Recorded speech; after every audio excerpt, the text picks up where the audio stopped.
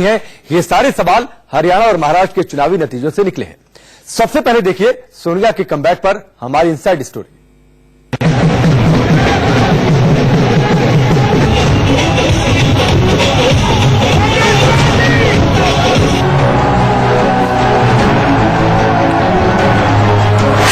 जब जब कांग्रेस का बंटाधार, सोनिया ने किया बेड़ा पार।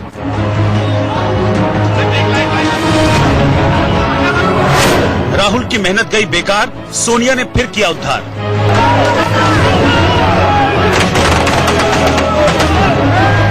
इसे सोनिया गांधी का तजुर्बा कहें या फिर पार्टी का उन पर भरोसा। मोदी लहर के बीच 72 साल की सोनिया गांधी ने एक बार फिर पार्टी की कमान संभाली तो पहली ही अग्नि परीक्षा में कांग्रेस ने जबरदस्त वापसी कर ली।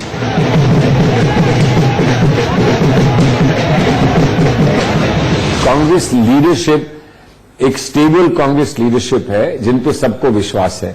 अब हम अंदरूनी जो भी वहां पर एडजस्टमेंट्स करते हैं या हम जो भी निर्णय लेते हैं वो अपनी जगह है और लीडरशिप का ओवरऑल परसेप्शन अपनी जगह है। इस लीडरशिप है जिन पे सबको विश्वास है। अब हम अंदरूनी जो भी वहां पर एडजस्टमेंट्स करते हैं या हम जो भी निर्णय लेते हैं वो अपनी जगह है और लीडरशिप का ओवरऑल परसेप्शन अपनी जगह है। एक हमारे सामने एक बड़ी चिंता ये थी कि हम अपने अंदरूनी मामलों में इतने फंसे थे कि अब पूरा समय हम इलेक्शन में एकजुट होकर दे पाएंगे कि नहीं दे पाएंगे। एक बात स्पष्ट हो गई कि हमने एकजुट होकर इलेक्शन में पूरा समय दिया, बड़ी मेहनत करी और वो मेहनत रंग लाई है। 2014 के विधानसभा चुनाव में महाराष्ट्र और हरियाणा दोनों ही राज्यों में कांग्रेस बुरी तरह हारी, लेकिन 5 साल बाद सोनिया गांधी ने दोनों ही राज्यों में करिश्मा कर दिखाया, कांग्रेस का ग्राफ चढ़ा दिया। 2014 में हरियाणा में बीजेपी को 47 जबकि कांग्रेस को महज 15 सीटें मिली थी। तब कांग्रेस तीसरे नंबर पर पहुंच गई थी, लेकिन 5 साल बाद सोनिया के नेतृत्व में कांग्रेस ने गजब का कमबैक किया है। कांग्रेस के खाते में पिछले साल से करीब 20 सीटें ज्यादा आई, मतलब सोनिया की अगुवाई में पार्टी को यहां 200% का फायदा हुआ।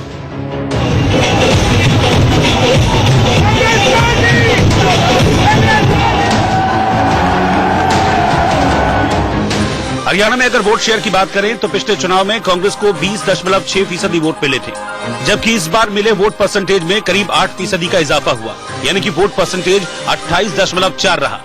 2014 में महाराष्ट्र में मोदी लहर के बीच बीजेपी को अकेले दम पर 122 सीटें मिली, जबकि कांग्रेस ने महज 42 सीटें जीती। यहाँ भी कांग्रेस तीसरे नंबर की पार्टी रही, लेकिन 5 साल बाद सोनिया ने मोर्चा संभाला तो यहाँ सीटें बरकरार रखी। ध्वस्त होती कांग्रेस को मजबूती से मुकाबले में बनाए रखा और गठबंधन को पिछले साल की तुलना में ज्यादा फायदा हुआ। पिछली बार यूपीए को 83 सीटें मिली थी, जबकि इस चुनाव में आंकड़ा शतक तक जा पहुंचा है। सोनिया जी पहले भी हमारी लीडर रही हैं। सोनिया जी की जब पहली बार वो अध्यक्ष बनी थी उस समय पर भी 2 से हम 16 राज्यों पर गए थे। ऐसा नहीं है कि अध्यक्ष की वजह से ही ऐसा हुआ है, जनता भी नाराज थी, कार्यकर्ताओं का बहुत बड़ा एक योगदान इसमें रहा है। माननीय राहुल गांधी जी आए उस समय पर भी हमने तमाम राज्य जीते। ऐसा नहीं था कि उनके रहते हुए हमने राज्य नहीं जीते। उनके रहते हुए हमने गुजरात में जो टक्कर दी थी शायद वैसी टक्कर कभी किसी ने नहीं दी हो और उन्हीं की बहुत कड़ी मेहनत थी।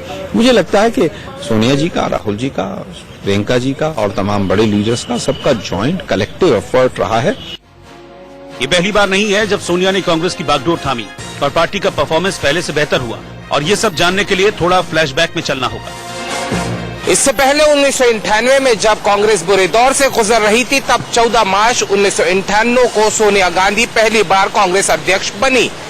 पार्टी अध्यक्ष के तौर पर उनका करीब 20 साल का ये सफर समय के पहिए का एक पूरा चक्कर घूमने जैसा है। सोनिया गांधी के नेतृत्व में कांग्रेस 1999 का लोकसभा चुनाव लड़ी, लेकिन इस बार भी उसे मुंह की खानी पड़ी और अटल बिहारी वाजपेयी की अगुवाई वाली बीजेपी ने बढ़त बनाते हुए एक बार फिर से सरकार बना ली। 2004 के लोकसभा चुनाव में सोनिया गांधी ने राजनीतिक परिपक्वता दिखाई, कई राजनीतिक दलों से गठबंधन कर चुनाव लड़ा और बीजेपी के फील गुड और भारत उदय जैसे नारे धरे के धरे रह गए।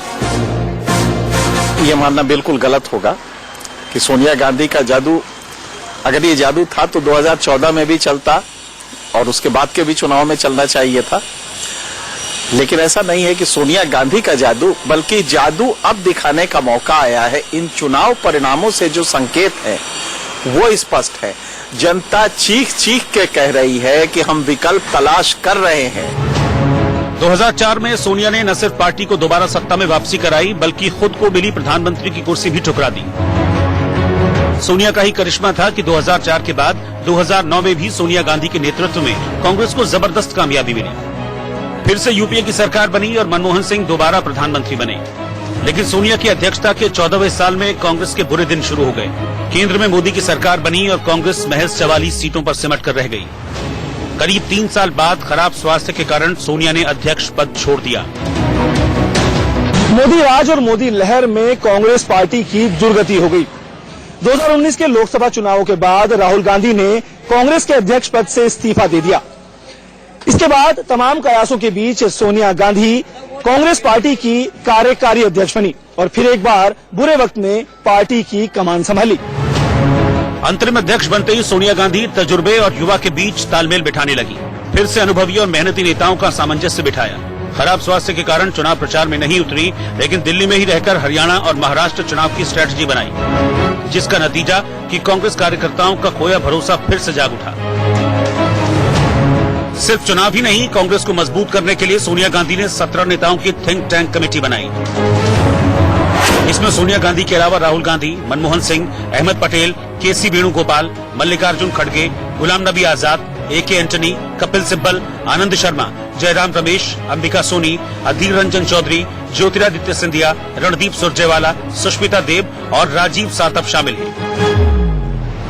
इस विशेष कमेटी की पहली बैठक 25 अक्टूबर को होगी, जिसमें कई अहम विषयों पर चर्चा होगी।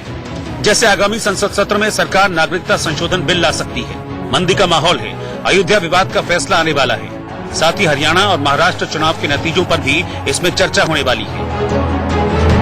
सूत्र बताते हैं कि सोनिया गांधी ने पहले से मन बना लिया था कि महाराष्ट्र और हरियाणा में हार से पार्टी को हताश नहीं होना है। पार्टी नेताओं को हार नहीं मानने और निराशा से बाहर आने की सीख दे रही हैं। सोनिया के भरोसे के बूते पार्टी को अब उन राज्यों में भी फायदा होगा जहां कांग्रेस के अंदर गुटबाजी हावी हो रही है। माना जा रहा था कि हरियाणा और महाराष्ट्र दोनों राज्यों में अगर बीजेपी को बम्पर जीत मिलती तो वो राजस्थान और मध्य प्रदेश में कांग्रेस सरकार का खेल बिगाड़ने में जुट जाती। लेकिन सोनिया गांधी के एंट्री के बाद दांव उल्टा पड़ गया और भारत की राजनीति में छाने लगा Sonia returns. Bureau report, India news. 2019 Lok Sabha चुनाव के बाद पहले चुनावी महाभारत में जहां कांग्रेस का दांव करीब करीब निशाने पर लगा, लेकिन बीजेपी को लंबे अरसे बाद चुनाव में ऐसा नुकसान उठाना पड़ा। जानकार कहने लगे हैं कि संगठन से अमित शाह के जाने के चलते बीजेपी का प्रदर्शन कमजोर पड़ा है।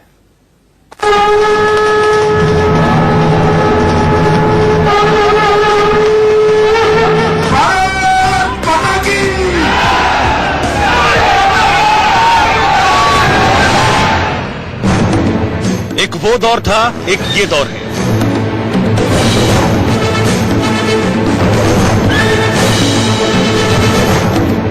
तब कांग्रेस हाशिए पर थी, अब कांग्रेस मुकाबले में है।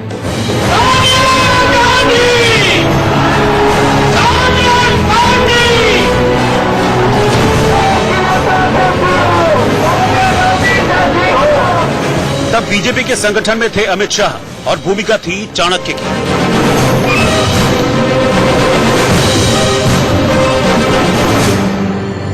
2014 के लोकसभा चुनाव में अमित शाह को एक बड़ी जिम्मेदारी मिली देश के सबसे बड़े प्रदेश उत्तर प्रदेश की, जहां बीजेपी हाशिए पे थी। लेकिन तब अमित शाह ने बूथ लेवल पर कार्यकर्ताओं को मजबूत करना शुरू किया और एक एक पंचायत में पार्टी की जड़ें मजबूत की।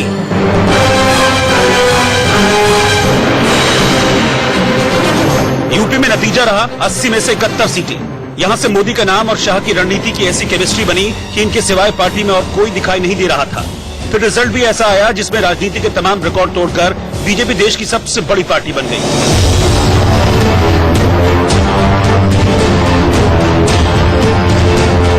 दो 2014 में नरेंद्र मोदी पीएम बने और अमित शाह के मैनेजमेंट क्वालिटी को देखते हुए उन्हें बीजेपी का राष्ट्रीय अध्यक्ष बनाया गया।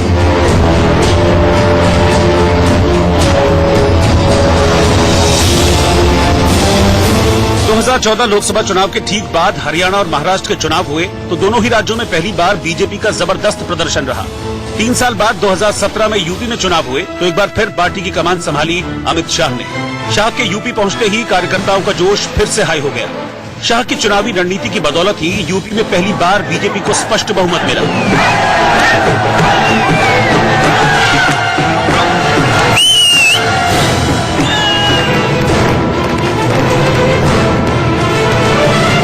मोदी के चेहरे और अमित शाह की स्ट्रैटेजी का मतलब मैदान में विरोधियों के हार की पक्की गारंटी। दोनों के नाम के आगे विरोधी करीब करीब सरेंडर दिखते हैं, तो वहीं जो नतीजे चाहते थे वैसे आते गए। ऐसे में जोड़ी की जय जय गूंजती दिखी।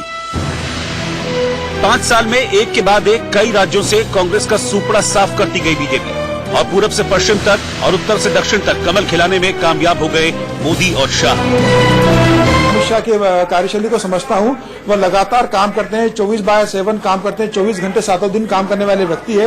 उन्होंने हरियाणा और महाराष्ट्र के चुनाव में एक एक सीटों पे संगठन पे ध्यान दिया, सरकार के कामकाज पे ध्यान दिया, बूथ मैनेजमेंट पे ध्यान दिया, कार्यकर्ता का उत्साह वर्धन पे ध्यान दिया और उन्होंने सारी रैलियों को भी संबोधित किया है महाराष्ट्र के अंदर और हरियाणा के अंदर। तो मुझे नहीं लगता कि अमित शाह के गृह मंत्री बनने के कारण इस चुनाव परिणाम में कोई असर पड़ा है। नतीजे बीजेपी के अच्छे दिन बताते रहे और बतौर चाणक्य अमित शाह की चर्चा चारों तरफ होने लगी। 2018 में उन्हें दोबारा पार्टी का अध्यक्ष बनाया गया। पार्टी ने नारा दिया कि फिर एक बार मोदी सरकार, और इसकी जिम्मेदारी फिर अमित शाह के कंधों पर थी। चुनाव के बीच कयास लगते रहे, लेकिन नतीजे पिछली बार से भी बम्पर आए। बीजेपी को 303 सीटें मिली और जीत का श्रेय फिर मोदी और शाह को। 2019 के चुनाव के बाद बीजेपी ने अमित शाह को सबसे बड़े गेम चेंजर के रूप में स्वीकारा और उन्हें रिटर्न गिफ्ट देते हुए गृह मंत्री बनाया गया। इसके बाद पार्टी के कार्यकारी अध्यक्ष बनाए गए जेपी नड्डा। जेपी नड्डा के नेतृत्व में मोदी सरकार 2.0 की पहली अग्नि परीक्षा हुई, जिसमें बीजेपी का प्रदर्शन पहले के मुकाबले कमजोर दिखा। महाराष्ट्र और हरियाणा दोनों ही जगह बीजेपी को उम्मीद से कम सीटें मिली। ऐसे में सवाल उठता है कि क्या अमित शाह ही बीजेपी के असली गेम चेंजर है? क्या चाणक्य के बिना बीजेपी अश्वमेघ रथ नहीं दौड़ा सकती? और क्या शाह का जाना बीजेपी पर भारी पड़ गया? Bureau report, India news.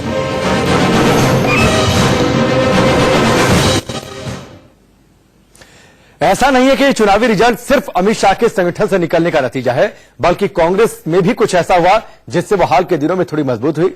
राजनीतिक पंडित बताते हैं कि राहुल के अध्यक्ष पद छोड़ने के बाद से कांग्रेस को नई संजीवनी मिल गई है।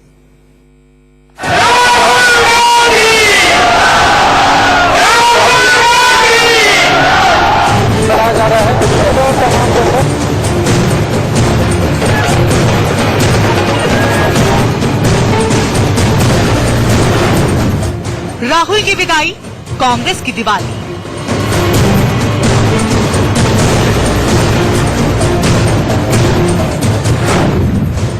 राहुल गांधी की छुट्टी, कांग्रेस के लिए मुगली घुट्टी।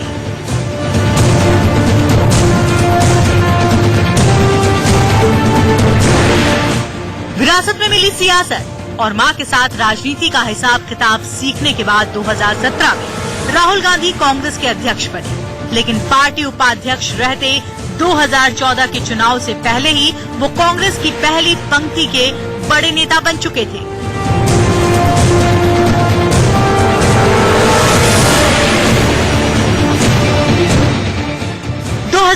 में आम चुनाव के रण युद्ध में आमने सामने थे राहुल और मोदी।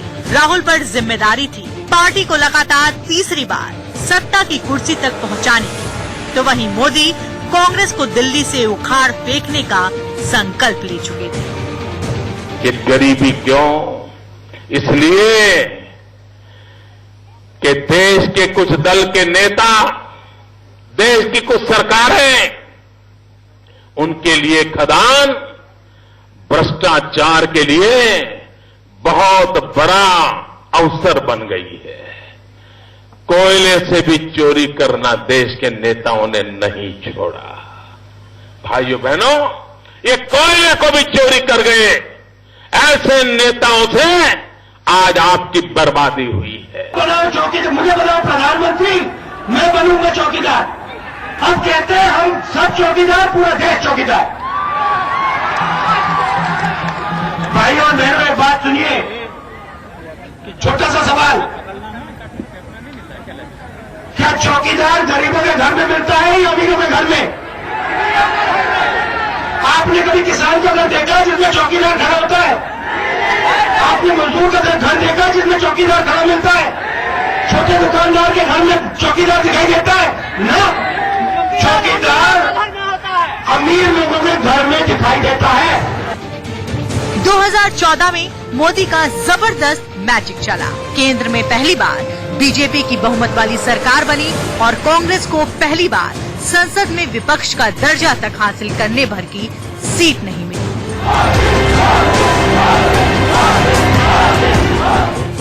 2014 लोकसभा चुनाव के बाद हरियाणा और मध्य प्रदेश के चुनावों में कांग्रेस को करारी हार मिली। यहां से शाह का विजय रथ दौड़ पड़ा और राहुल के बुरे दिन के दौर की शुरुआत हुई। हम चुनाव नहीं जीत पाए, लेकिन जीतने के कगार पर पहुंच गए। सरकार संभवतः बना पाएंगे, बन जाए तो और अच्छा होगा। हमने महाराष्ट्र में भी बहुत बढ़त ली है और वहां पर और मजबूत हम और एनसीपी और करीब आए हैं और मजबूत हुए हैं। तो ये एक अच्छा संकेत हमारे देश के लिए, एक अच्छा संदेश हमारे देश के लिए। और सबसे बड़ी बात यह है कि इससे हमारी पार्टी को उत्साहित करने वाला ये निर्णय है और पार्टी और मजबूती के साथ आगे बढ़ेगी। जो निराशा की बादल लोग चारों तरफ लाने की कोशिश कर रहे थे वो समाप्त हो जाएंगे। वक्त पर ब्रेक का, जल्द वापस लौटते हैं।